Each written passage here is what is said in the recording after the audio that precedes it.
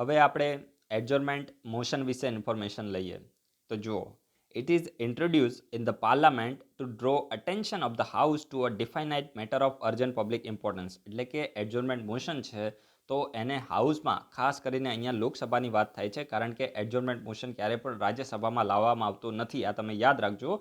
એડજોર્નમેન્ટ motion ફક્ત ને ફક્ત લોકસભામાં લાવવામાં આવે છે તો જ્યારે પણ ખાસ કરીને કોઈ પણ અર્જન્ટ પબ્લિક ઇમ્પોર્ટન્સની મેટર હોય તો એ મેટર ઉપર જો હાઉસની અટેન્શનને ડ્રો કરવી હોય, એટલે કે હાઉસની અટેન્શનને દોરવી હોય, તો આ પરિસ્થિતિમાં એડજોર્નમેન્ટ મોશન લાવવામાં આવે છે. અને અર્જન્ટ પબ્લિક ઇમ્પોર્ટન્સની મેટર, આ અર્જન્ટ પબ્લિક ઇમ્પોર્ટન્સ શબ્દ છે તો આ ખૂબ જ ઇમ્પોર્ટન્ટ છે, રાઈટ. હવે જુઓ, જ્યારે પણ આ એડજોર્નમેન્ટ મોશનને તમારે લાવવો હોય ને, એટલે કે હાઉસની અંદર આ એડજોર્નમેન્ટ પ્રસ્તાવ તમારે લાવવો હોય તો ત્યારે એટલીસ્ટ 50 મેમ્બરની જરૂર પડે છે, 50 મેમ્બરના સપોર્ટની જરૂર પડે છે.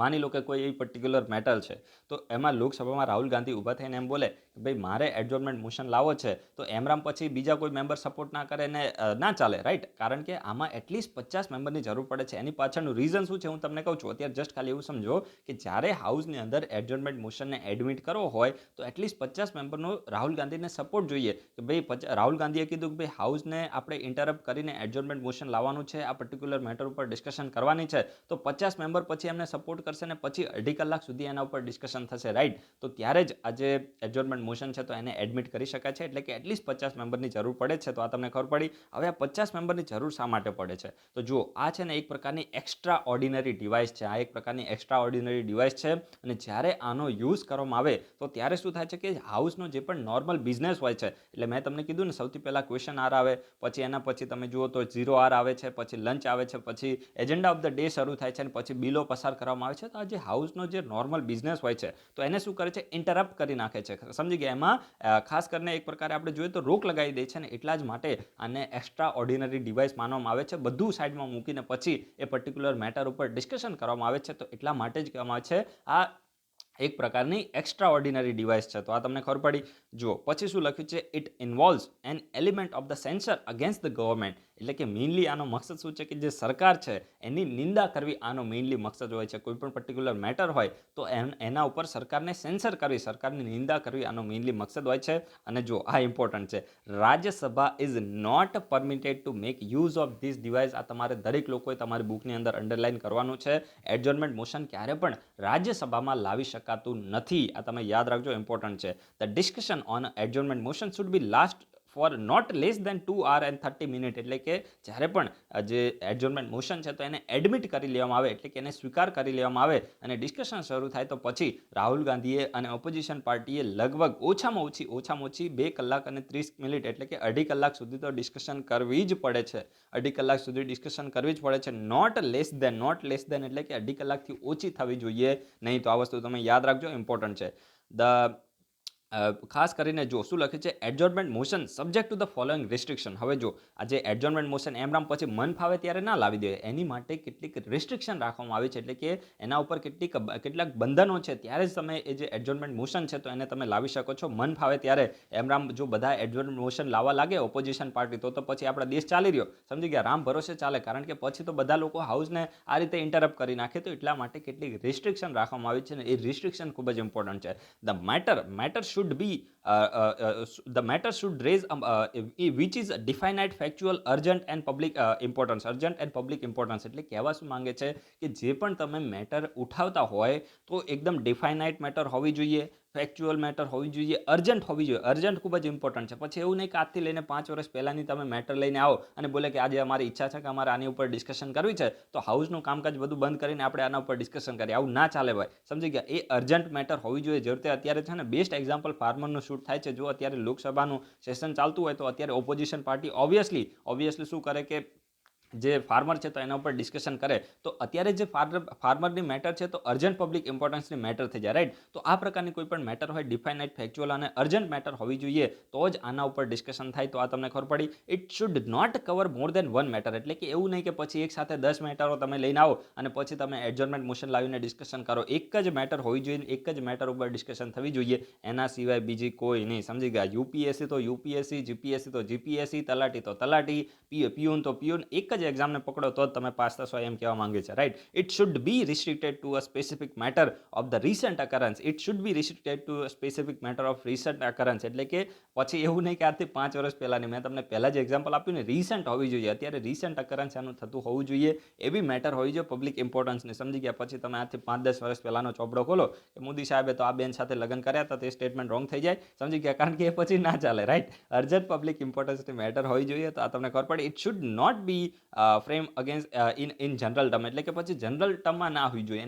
એના જે ફેક્ટ છે તો એ પરફેક્ટ હોવા જોઈએ, ડિફાઇનાઇટ એના ફેક્ટ હોવા જોઈએ, અને પછી જ આ જે મોશન છે તો એને એડમિટ કરવામાં આવે છે. It should not raise a question of privilege. It should not raise question of privilege. એટલે કે આ મોશનની અંદર જે પ્રિવિલેજ છે, પ્રિવિલેજનો ક્વેશ્ચન છે તો એને રેઝ કરવામાં આવતો નથી. આ મોશનની અંદર જે પ્રિવિલેજ છે તો એનો જે ક્વેશ્ચન છે તો એને ક્યારે પણ રેઝ કરવામાં, એટલે કે ઉઠાવવામાં આવતો નથી. પછી આવે છે it should not revive discussion on a matter that has been discuss in a same session. એટલે કે કહેવા શું માંગે છે, બહુ સરસ સ્ટેટમેન્ટ છે. માની લો કે બજેટ સેશન ચાલી રહ્યું છે, બજેટ સેશન ચાલી રહ્યું છે, અને આ બજેટ સેશનમાં કોઈ ભાઈ ઓપોઝિશન પાર્ટીના જે ભાઈ છે તો એમને, ભાઈ ઇન ધ સેન્સ કે એમપી, તો એમને એડજોર્નમેન્ટ મોશન લાવવું છે. હવે બજેટ સેશનમાં ઓલરેડી એ મેટર ઉપર ડિસ્કશન થઈ ગઈ છે, સમજી ગયા. બજેટ સેશન એઝ અ હોલની વાત છે, રાઈટ. 4 મહિના ચાલે છે. વિડીયોના કમેન્ટ બોક્સમાં લખો કે બજેટ સેશન કયાથી લઈને કયા મહિના સુધી હોય. પછી તમારે એ કહેવાનું છે કે મોન્સૂન સેશન કયાથી લઈને કયા મહિના સુધી હોય, અને પછી તમારે એ કહેવાનું છે કે ખાસ કરીને વિન્ટર સેશન કયા મહિનાથી લઈને કયા મહિના સુધી હોય છે. દરેક લોકો લખે ને એ પણ તમારે લખવાનું છે કે વેકેશન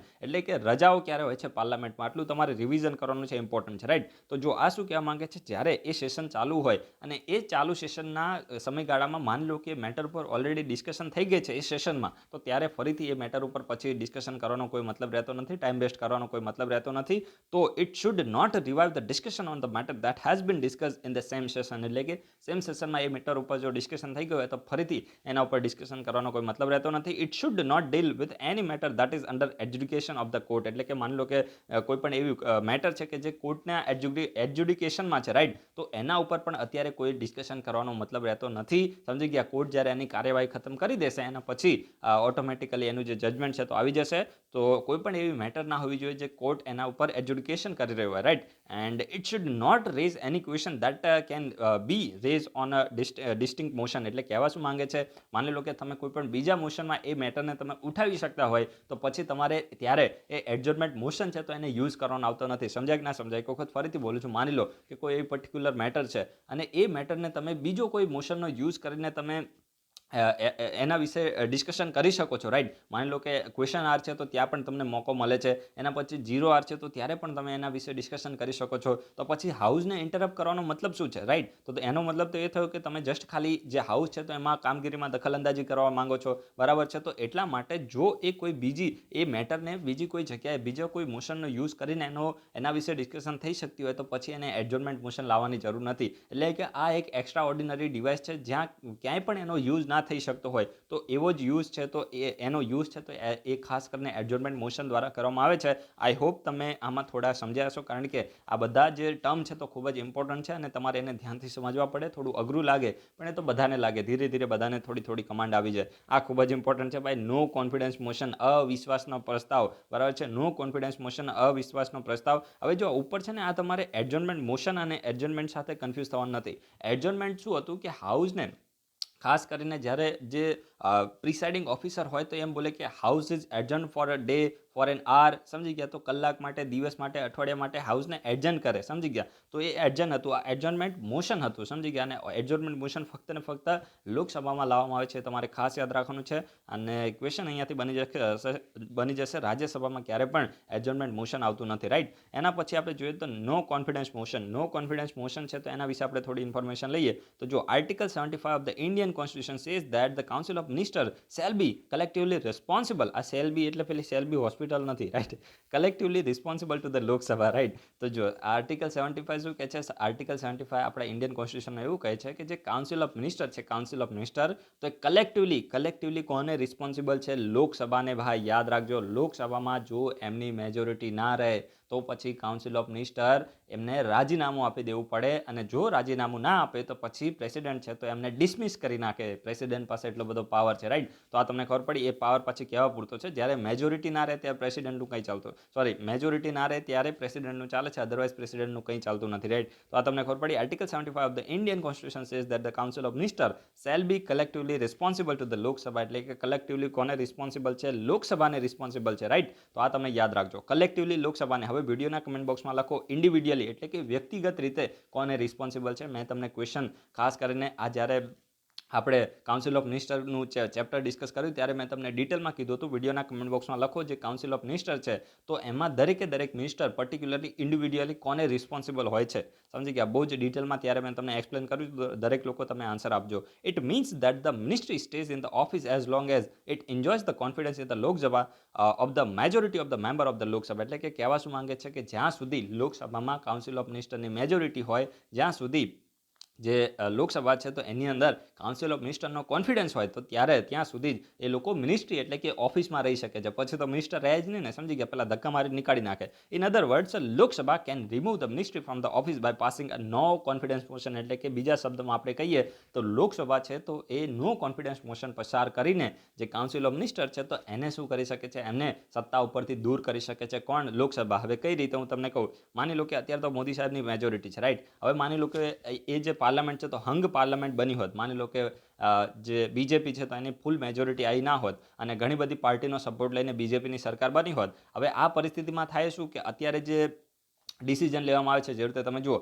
કે જીએસટી છે, એના સિવાય જે આની પહેલાં નોટબંધીનો ડિસિઝન લેવામાં આવ્યો, ડિમોનેટાઇઝેશન. તો આ બધી પરિસ્થિતિમાં જ્યારે મેજોરિટી હતી એટલા માટે આવા ડિસિઝન લેવામાં આવ્યા. જો મેજોરિટી ના હોત તો ત્યારે શું થાત કે બધી પોલિટિકલ પાર્ટી છે તો એની સાથે પહેલાં મોદી સાહેબે ડિસ્કસ કરવું પડે. કેવી રીતે? કે ભાઈ આપણે આ રીતે નોટબંધી કરવાની છે અને તમારા જે પણ ભ્રષ્ટાચારના નાણાં હોય એને તમે સગે વગે કરી દેજો, નહીં તો પછી જતા રહેશે. આ રીતે પહેલાં કન્સેશન કરવું પડે. કારણ કે પછી શું થાય? કારણ કે પોલિટિકલ પાર્ટીઓ તો પૈસા તો લઈને બેઠી હોય ને, બ્લેક મની બધું હોય, સમજી ગયા? અને ડાયરેક્ટ મોદી સાહેબ જો આ રીતે નોટબંધી કરી નાખે તો પછી તો એમનું તો બજાઈ જાય ને. તો એટલા માટે જો આ પ્રકારની હંગ પાર્લામેન્ટ હોત તો બધાનો સપોર્ટ લેવો પડે. અને જો મોદી સાહેબ આવું કોઈ ડિસિઝન લે તો પછી સમજી લેવાનું કે પછી જે બીજી પોલિટિકલ પાર્ટી સપોર્ટ ના કરે અને પછી બોલે કે ભાઈ અમારે તમારી સાથે કોઈ સંબંધ રાખવો નથી, ચલો નીકળો અહીંથી. અને પછી મોદી સાહેબની જે સરકાર છે તો પડી જાય, કારણ કે એ લોકો સપોર્ટ જ ના કરે, સમજી ગયા? જે પણ માની લો કે બધા સાથે મળીને સરકાર બનાવી હોય અને આમને થોડા નાટક કરવા લાગે કે બોલે કે હું તો પીએમ થઈ ગયો, હું જે ઈચ્છા થાય એ કરું, તો પછી જે પણ બીજી પોલિટિકલ પાર્ટીઓ તો બોલે કે તમે હવે રમો, અમે તમને સપોર્ટ જ નહીં કરીએ. પછી આમની મેજોરિટી ના રહે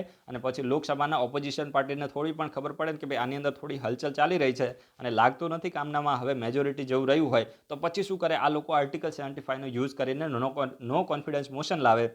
અને આ મોશન લાવવા માટે એટલીસ્ટ 50 જેટલા જે લોકો છે તો 50 જેટલા લોકો ઇન ધ સેન્સ કે 50 જેટલા મેમ્બરનો સપોર્ટની જરૂર પડે છે, પછી નો કોન્ફિડન્સ મોશન લાવી શકાય છે. અને એ જો નો કોન્ફિડન્સ મોશન ઓપોઝિશન પાર્ટી દ્વારા લાવવામાં આવ્યો હોય અને એ મોશન જો પાસ થઈ જાય તો કાઉન્સિલ ઓફ મિનિસ્ટરે શું કરવું પડે? રેઝિગ્નેશન આપી દેવું પડે. તો આ તમને ખબર પડી ને? તો આ ઇમ્પોર્ટન્ટ છે, right. And in other words, the Lok Sabha can remove the ministry from the office by passing a no confidence motion. The motion need support of at least 50 members. બરાબર છે? Support of 50 members. એટલે કે જ્યારે આ નો કોન્ફિડન્સ મોશન લાવો હોય તો ત્યારે તમારે 50 મેમ્બરની શું જરૂર પડે છે? સપોર્ટની જરૂર પડે છે, રાઈટ. તો આ તમને ખબર પડી. એના પછી આપણે જોઈએ તો કોન્ફિડન્સ મોશન. તો હવે જો આ નો કોન્ફિડન્સ મોશનનું ઊંધું છે. એટલે જો નો કોન્ફિડન્સ મોશન કોણ લાવે છે? ઓપોઝિશન પાર્ટી, એટલે કે જે વિરોધી પાર્ટી છે તો એના દ્વારા લાવવામાં આવે છે. હવે કોન્ફિડન્સ મોશન કોણ લાવે છે? તો રૂલિંગ પાર્ટી લાવે છે. રૂલિંગ પાર્ટી શું કરે છે? માની લો કે જ્યારે સરકાર બની જાય, માની લો કે જ્યારે મોદી સાહેબની સરકાર બની હોય તો ત્યારે શું થાય કે જ્યારે એક વખત સરકાર બની જાય ને પછી એમને જે લોકસભા છે તો એના પટલ ઉપર, એટલે કે લોકસભાના ફ્લોર ઉપર, અથવા તો માની લો કે વિધાનસભાની પણ આપણે વાત કરીએ તો વિધાનસભાના ફ્લોર ઉપર એમને એ મેજોરિટીને પ્રૂવ કરવાની હોય કે ભાઈ મેં મારી સરકાર બનાવી છે અને મારી પાસે આટલા બધા બંદા છે, એટલે કે મારી પાસે આટલા બધા એમપી, અથવા તો આપણે વિધાનસભામાં જોઈએ તો સરકાર ત્યારે સીએમ હોય તો એ પ્રૂવ કરે કે ભાઈ મારી પાસે આટલા એમએલએ છે, રાઈટ. તો આને કહેવાનું છે કોન્ફિડન્સ મોશન. જ્યારે પણ the government frame with the wafer thin majority have been called upon by the president to prove their majority on the floor of the house. હવે માની લો કે કોઈ પણ એવી સરકાર બની છે જેની ફૂલ મેજોરિટી આવી નથી અને વેફર થીન, એટલે કે એકદમ ખૂબ જ નાની એવી મેજોરિટીથી એ સરકાર બનેલી છે. માની લો કે ઓપોઝિશન પાર્ટી છે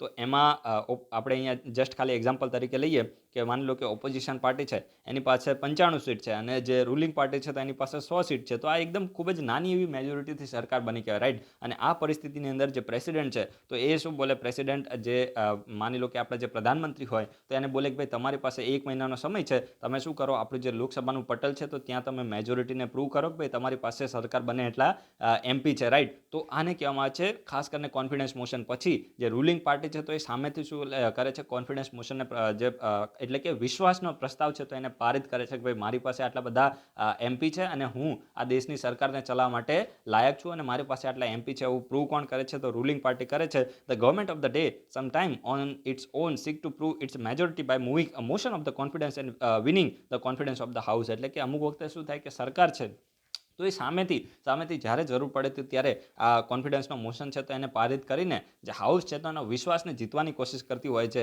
and if the confidence motion is negatived it result in the fall of the government. જો કોન્ફિડન્સ મોશન સરકારે વધારે પડતી વાયડાઈ કરીને કોન્ફિડન્સ મોશન લાવી દીધો હોય અને એ જો કોન્ફિડન્સ મોશન સરકાર જ પાસ ના કરી શકે તો સમજી લેવાનું કે સરકાર પડી જાય. એનો મતલબ શું થાય કે એ ઇનડાયરેક્ટ એક પ્રકારનો નો કોન્ફિડન્સ મોશન થાય. કે સમજી ગયા કે માની લો કે રૂલિંગ પાર્ટી જ લાઈક કે ભાઈ આ કોન્ફિડન્સ મોશન લઈને આવી કે ભાઈ અમારી સરકારની મેજોરિટી છે અને પછી જો એમના જ MP એમને સપોર્ટ ના કરે, માની લો કે 3-4 જે પોલિટિકલ પાર્ટી છે એ ભેગી થઈને સરકાર બની હોય અને માની લો કે મોદી સાહેબ આ પ્રકારનો નો કોન્ફિડન્સ મોશનની વિરુદ્ધમાં કોન્ફિડન્સ મોશન લઈને આવે અને જો પોલિટિકલ પાર્ટી સપોર્ટ ના કરે, 3માંથી 2 બી સપોર્ટ ના કરે તો પછી એમની મેજોરિટી ના રહે અને એ જે કોન્ફિડન્સ મોશન છે તો પારિત ના થાય. અને જો એ પારિત ના થયો તો સમજી લેવાનું કે જે સરકાર છે તો એ પડી જાય. સમજી ગયા, એ સરકાર ફરીથી ના ચાલે, પછી ફરીથી ઇલેક્શન કરવા પડે અને ફરીથી દેશની નવી સરકાર આવે. તો આ તમને ખબર પડી ને, ઇમ્પોર્ટન્ટ છે. હવે જો આ સેન્સર મોશન આ ઇમ્પોર્ટન્ટ છે. હવે આ સેન્સર મોશન વિશે આપણે થોડી ઇન્ફોર્મેશન લઈએ, એક્ઝામનો પોઈન્ટ ઓફ વ્યૂ રેલેવન્ટ છે. તો જુઓ આ સેન્સર મોશન વિશે યુપીએસસીમાં ક્વેશ્ચન આવેલો છે, રાઈટ. તો જો આ સેન્સર મોશન અને નો કોન્ફિડન્સ મોશન વચ્ચે શું ડિફરન્સ હોય છે ને આ તમારે યાદ રાખવું છે, બહુ જ ઇમ્પોર્ટન્ટ છે, યુપીએસસીમાં ક્વેશ્ચન આવેલો છે. હવે જો જે સેન્સર મોશન છે ને તો આ ખાસ કરીને એક મિનિસ્ટર અથવા તો ગ્રુપ ઓફ મિનિસ્ટર ની અગેન્સ્ટમાં લાવવામાં આવે છે. યાદ રાખજો. હવે જો સૌથી પહેલાં હું તમને લાઇન બાય લાઇન એક્સપ્લેન કરું એટલે મજા આવશે. It should state the reason for the adoption. એટલે કે જ્યારે તમારે સેન્સર મોશન લાવવું હોય લોકસભાની અંદર, તમારે સેન્સર મોશન લાવવું હોય તો ત્યારે એ મોશનને એડોપ્ટ કરવા માટે રીઝન આપવું પડે છે.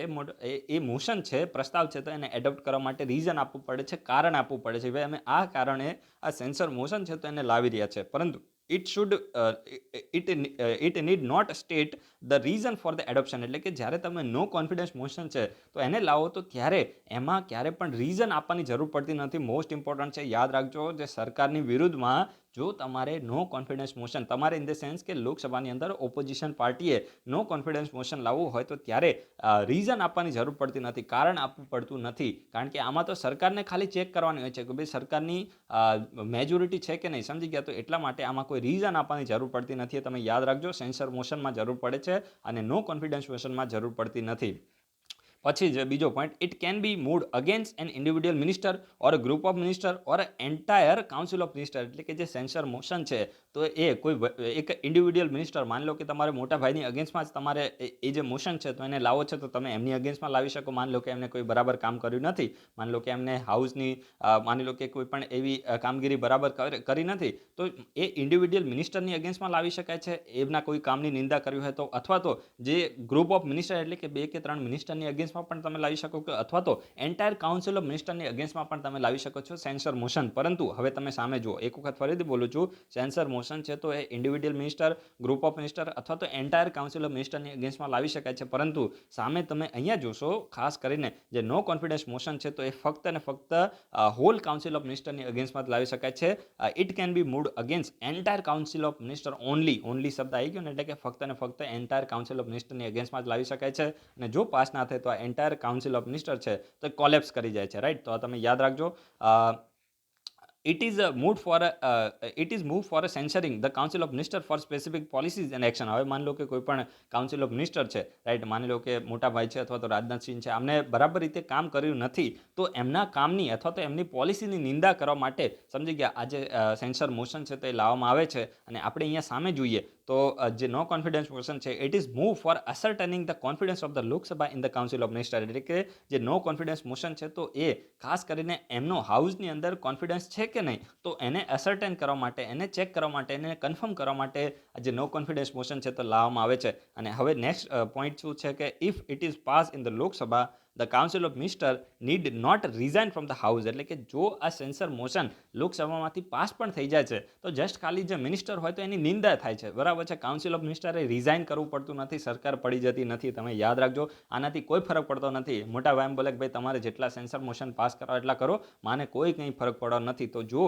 આ સેન્સર મોશન છે તો પાસ થઈ જાય તો એનાથી કાઉન્સિલ ઓફ મિનિસ્ટર છે તેને કોઈ ફરક પડતો નથી, એમને રિઝાઇન કરવું પડતું નથી. પરંતુ જો નો કોન્ફિડન્સ મોશન પાસ થઈ જાય તો પછી જે કાઉન્સિલ ઓફ મિનિસ્ટર છે તો એમને રિઝાઇન કરવું પડે છે. મસ્ટ રિઝાઇન એટલે કે રિઝાઇન કરવું જ પડે છે. અને જો ના કરે તો પ્રેસિડેન્ટ એમને ડિસમિસ કરી નાખે છે.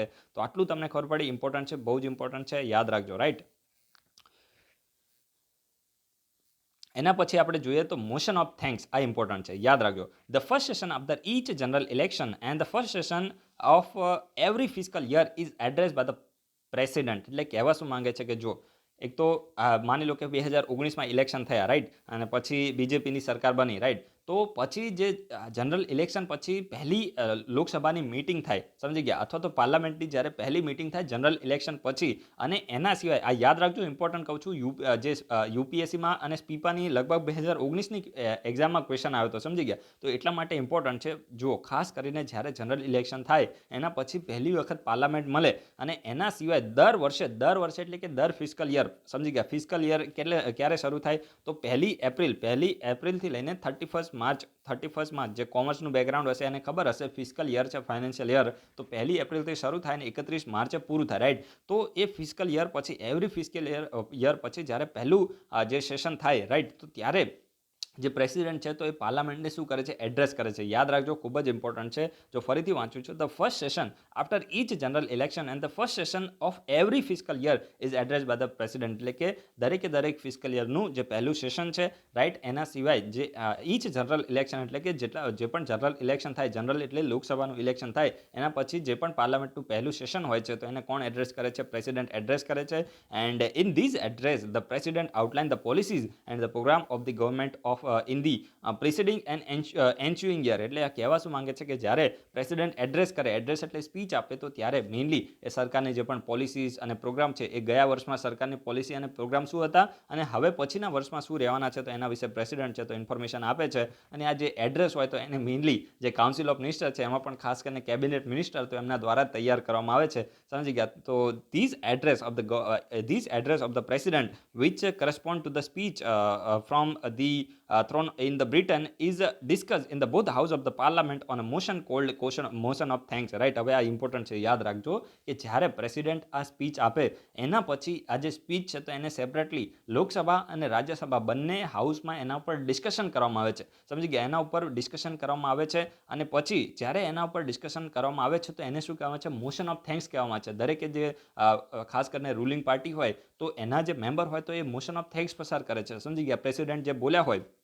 તો એના ઉપર એમને થેન્ક યુ કહે છે. થેન્ક યુ એટલે આ એક પ્રકારની એવી પદ્ધતિ બની છે. અને જો આ મોશન ઓફ થેન્ક્સ છે તો એ પસાર ના થાય, મોશન ઓફ થેન્ક્સ જ્યારે આ ડિસ્કશન થઈ જાય, સમજી ગયા, અને એના પછી આ જે ડિસ્કશન થાય છે તો એને આપણે મોશન ઓફ થેન્ક્સ કહે છે. અને પછી એ ડિસ્કશન ખતમ થયા પછી એના ઉપર વોટ કરવામાં આવે છે. અને જો આ મોશન ઓફ થેન્ક્સ પછી જે વોટ થાય ને એમાં જો એ વોટ પારિત ના થાય તો ત્યારે સમજવાનું કે રૂલિંગ પાર્ટીની મેજોરિટી રહી નથી. કારણ કે જે પ્રેસિડેન્ટની સ્પીચ છે તો કોને તૈયાર કરી હતી, પ્રેસિડેન્ટની સ્પીચ જ તૈયાર કરી હતી રૂલિંગ પાર્ટીના જે કેબિનેટ મિનિસ્ટર છે.